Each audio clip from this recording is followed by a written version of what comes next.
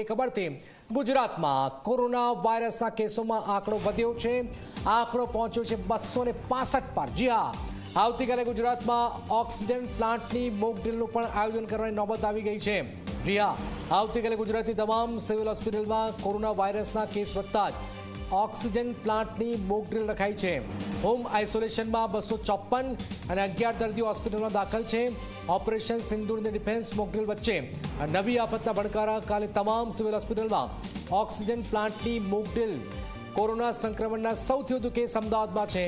Corona વાયરસના case વધતા જ ઓક્સિજન પ્લાન્ટની મોક ડ્રીલ। સતત કેસ વધી રહ્યા છે। આ ઉપરાંત અમદાવાદમાં કોરોનાગ્રસ્ત માતાને જન્મેલા બાળકને પણ કોરોનાની ખબર છે। માતાને જન્મેલા બાળકને પણ કોરોના થયું છે। મોટી ઉંમરના લોકો અને નાના બાળકોને આ કોરોના વળગી રહ્યું છે। એક નવજાત બાળક અને એક 8 મહિનાના બાળકને પણ કોરોના થયું છે। શરદી, ખાંસી અને તાવ હોય તો ટેસ્ટ કરાવવા માટે પણ તાકીદ કરવામાં આવી રહી છે। ગુજરાતમાં આંકડો વધી રહ્યો છે। હાલાકી ડરવાની જરૂર નથી। જો તમને લક્ષણો હોય તો તાત્કાલિક તમારે ડોક્ટર્સનો સંપર્ક કરવો જોઈએ। આઇસોલેશનમાં 254 છે અને 11 દર્દીઓ હોસ્પિટલમાં દાખલ છે। ટોટલ કોરોનાનો આંકડો ગુજરાતમાં પહોંચ્યો છે 265 પર।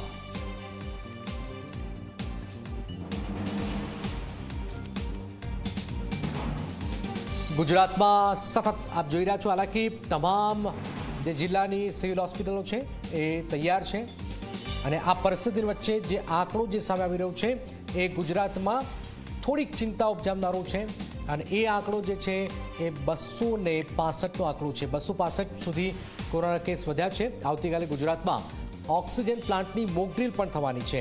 આવતીકાલે ગુજરાતની તમામ સિવિલ હોસ્પિટલમાં કોરોના વાયરસના કેસ વધતા જ ઓક્સિજન પ્લાન્ટની મોક ડ્રીલ પણ રખાઈ છે।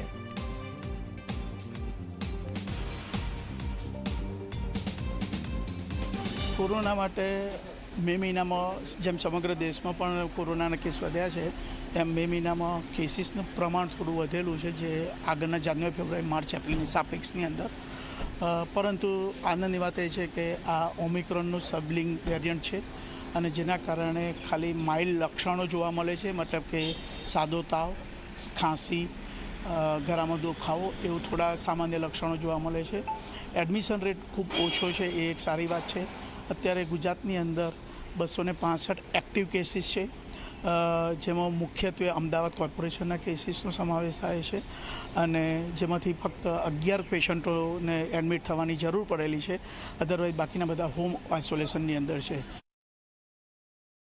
કાળજી લેવા માટે સમગ્ર રાજ્યની અંદર બધાને સૂચિત કરવામાં આવેલા છે। દવાઓનો જથ્થો, ventilator, oxygen, PSA plant, ventilator તમામની વ્યવસ્થા પૂરતા પ્રમાણમાં છે। આવતીકાલે સમગ્ર રાજ્યની અંદર અમે હોસ્પિટલોમાં એક પ્રિકોશનના ભાગરૂપે, જેમ આપણે ગાડી હોય તો રાઉસ કરવી જ પડે, ચાલુ કરવી પડે, એમ એક પ્રિકોશનના ભાગરૂપે સમગ્ર રાજ્યની અંદર પીએસએ પ્લાન્ટ ને ઓક્સિજન એકવાર ફંક્શનાલિટી ફરીથી ચેક કરવા માટેનું મોક ડ્રીલ કરવા માટે સૂચન કર્યું છે। ખાસ સૂચનમાં સમગ્ર રાજ્યની અંદર કેસીસ નથી, જે મુખ્યત્વે મેટ્રો અમદાવાદમાં છે। 4-5 કોર્પોરેશનની અંદર કેસીસ છે। જિલ્લાઓમાં ક્યાંક છૂટક એક બે કેસીસ છે। પરિણામે દરેક લોકોએ એકદમ બેડ કરી દેવાને કે એ કરવાની કોઈ જરૂર નથી। જેમ જરૂર જણાય લોકલ લેવલે કદાચ ઇન્ક્રીઝિંગ ટ્રેન્ડ હોય અને એવું લાગે કે એડમિશનની રેટ છે તો ચોક્કસ એ લોકો પોતાના લેવલે કરે, પણ મેડિકલ કોલેજે પોતે સત્તા થઈ છે, કારણ કે જરૂર પડે તો મેડિકલ કોલેજની અંદર એડમિશન થાય એ હિતાવહ રહે અને પરિણામે મેડિકલ કોલેજોની અંદર આ કાર્યવાહી થઈ રહી છે। પણ દરેક હોસ્પિટલોએ આઇસોલેશન બેડ તૈયાર કરી દેવા એવી કોઈ હાલ જરૂરિયાત નથી।